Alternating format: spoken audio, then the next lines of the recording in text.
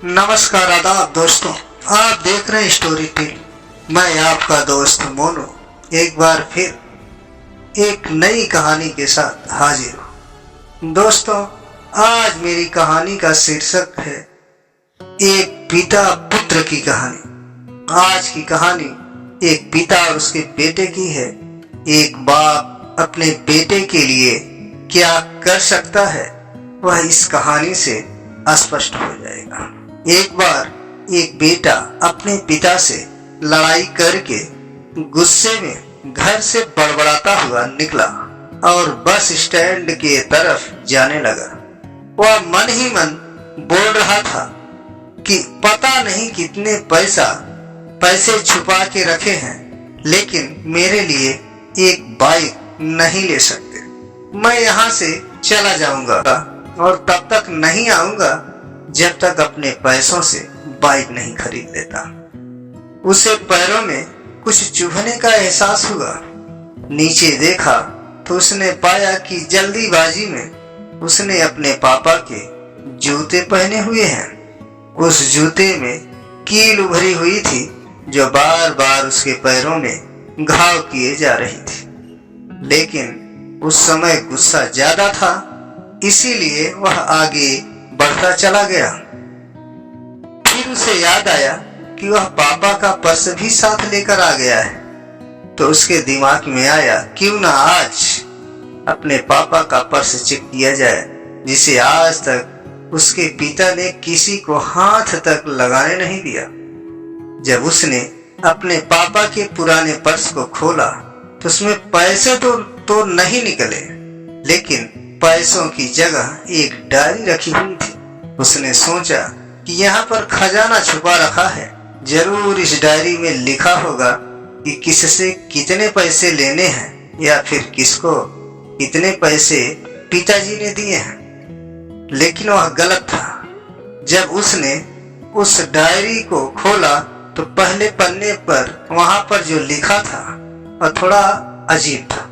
Diary के पहले पन्ने पर जो लिखा था उसे पढ़ने के बाद उसके चेहरे पर जो हाव भाव आए थे वह गायब हो चुके थे, क्योंकि डायरी में वैसा कुछ लिखा नहीं था जिसकी उसने उम्मीद की थी, या फिर वो जो भी सोच रहा था। उस डायरी में पैसों का हिसाब लिखा हुआ था जो अलग अलग कामों के लिए अलग अलग लोगों से उधार लिए गए थे।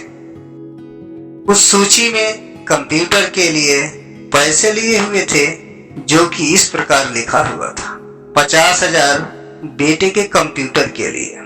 वो वही कंप्यूटर था जिसे वह आज तक इस्तेमाल करता रहा था, लेकिन उस बेटे को ये नहीं पता था कि उस कंप्यूटर को खरीदने के लिए पैसे कहां से आए थे। उस डायरी में कैमरे का भी हिसाब था। बेटों को याद था जब उसने पहली बार कैमरे के लिए जिद की थी, तब उसके पिता ने ठीक 2 हफ्ते बाद उसके जन्मदिन पर दिया था, जिससे देखकर वह बहुत खुश हुआ था।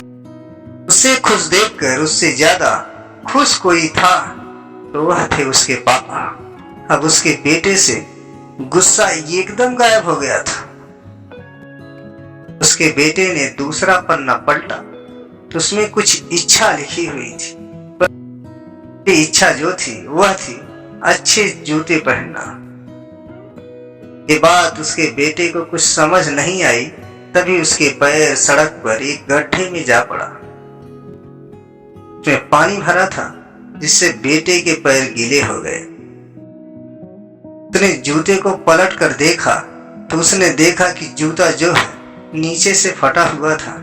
ये देखकर उसे डायरी में लिखी हुई बात समझ में आ गई। तभी उसके माँ बाप की बात याद आई।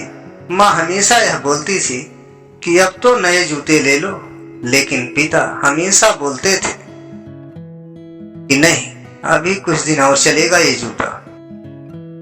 कुछ दिन पहले ही तो लिए थे। उसे आज समझ आ रहा था कि कितने दिन और चलेंगे।